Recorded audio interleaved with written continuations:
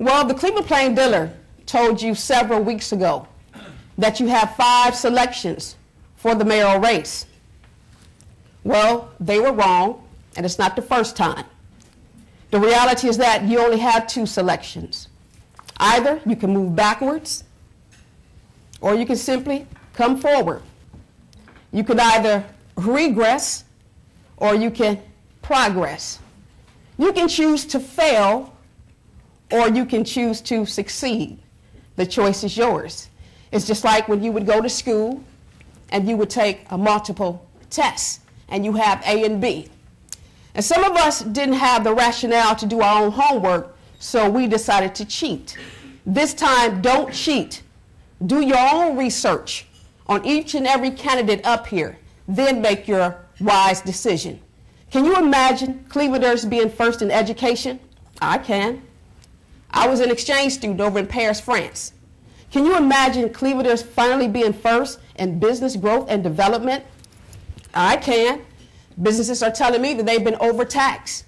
Can you imagine Clevelanders finally being first regarding safe neighborhoods? I can. Recently, one of my neighbors, her son, got robbed by gunpoint, and it took the police officers 36 hours to show up. But when our beloved council person, Mr. Reed, got bricks thrown at his car, it took him 10 minutes.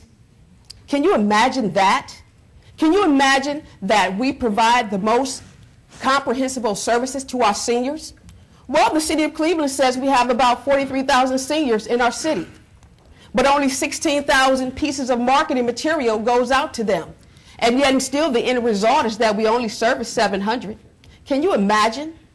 Can you imagine how seniors must feel? And most of them have been homeowners. They raised their families. They've been committed. I'm saying this, enough is enough, never again. A lot of people will say this, well, Ms. Brown, you've never held an elected office. No, I have not. They say, Ms. Brown, you've never been appointed. No, I have not. Simply what they're saying is this, Ms. Brown, you're not part of the mess of regress. However, you know what, Ms. Brown? You've been entrusted with thousands of lives every single day, from the common welfare people to great corporations. Because, see, you've worked in both nonprofit and for-profit organizations. So therefore, with the Brown administration, you'll get the vision. Why? Because we can see the forecast. You'll get integrity. Why? Because we don't believe in corruption or making excuses. You'll get compassion. You know why? Because compassion says this: if my brother or my sister is in trouble regarding race, creed, or color, we'll run to the fire, not from the fire. The Brown administration will not make excuses. Why? Because Clevelanders will finally be first. Imagine that. Can you imagine? I certainly can. Thank you.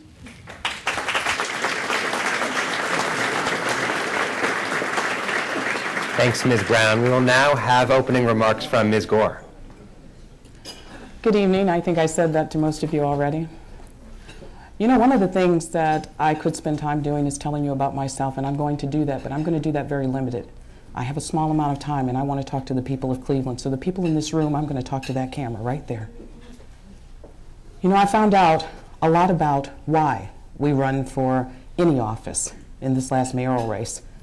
We don't run for office because we can afford the $625,000 price tag it takes to maneuver and manipulate an office.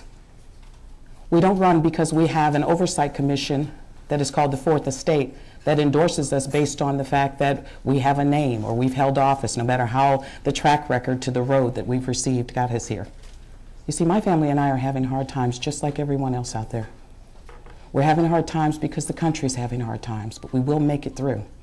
Cleveland will make it through. Cleveland will make it through, but one of the things we have to keep in mind is, as I was at the airport the other day, this young woman told me, I said, where are you from? She said, Cleveland. I said, what part? Because I'm from Cleveland. She said, Shaker Heights. You see, Cleveland is regional. We all have a stake in what happens in Cleveland. We know how we got here. We know the road that was paved by politicians that have been in office, not just 1 year, 2 year, 2 terms, 20 years, 15 years. We know what happened and how they got us here.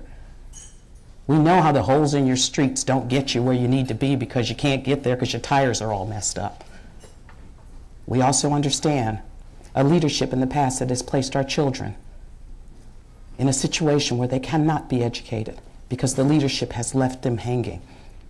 A leadership that has said to us that it's okay, and more important, in both of our leaders that we have recognized through the fourth estate of the plain dealer, that we can build juvenile detention centers because we don't want to educate our children. Because you see, the way to keep them out of the juvenile detention center, the road to freedom, as my father told me, is through education. But the road to democracy is through literacy. If we do not educate our children, we will have increased crime. And if we do not educate our children, as many of the leaders that we see present who have called themselves leaders have chosen to neglect, then what we will have is we'll have increased crime, but we won't have economic development either. An economic development that people come to your city based on its educated population. They come to your city because there's hope in their dreams. We don't have a drain of a community that is leaving. We have an opportunity because you understand Cleveland will survive. We have the water. We have one of 10 freshwater lakes out there. We will survive. We will survive because we are needed. We are necessary. The greatness of our founding fathers, but it was based on a public education system that worked. The leadership has failed us. They didn't fail me as a Clevelander. I graduated from John Adams High School. They failed us at Shaker Heights. They failed us in Solon. They failed us in Richmond Heights. Because it starts as a community. We are a community. We are not just Cleveland. And once we stop forgetting that we are not a community, then we have leaders who can trick us. They can say to us that if you have $625,000, you can buy anything. We've seen what happened in our county and in our region when we attempted to buy offices and sell them wholesale. The people of Cleveland deserve better. They deserve so much better. Our children deserve better because you see, without the children, we have no future. We have no economic development. They are our pride.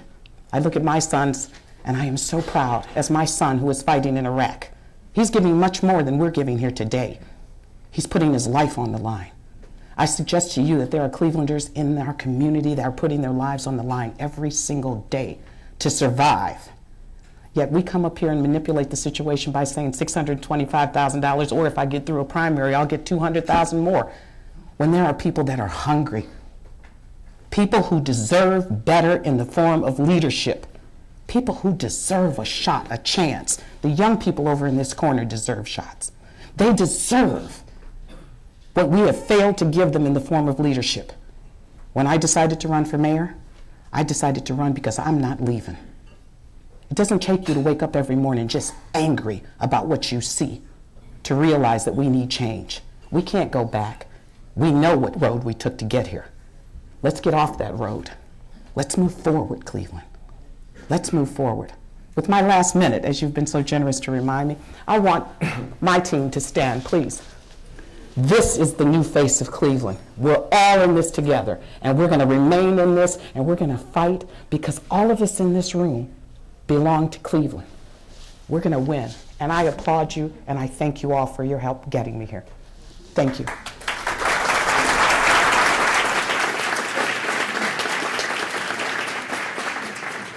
Thank you, Ms. Gore. Mr. Jackson, your opening statement.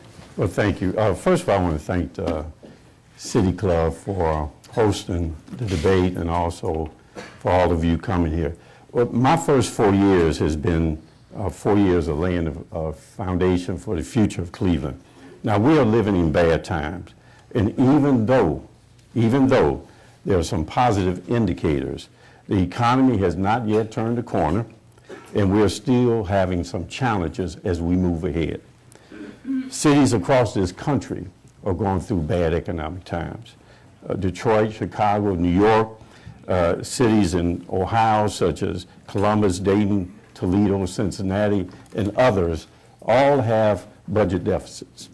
Cities are cutting back or eliminating services and even laying off police officers or other city employees and increasing taxes. But that's not happening in Cleveland. Cleveland's budget is balanced and our operations are more efficient.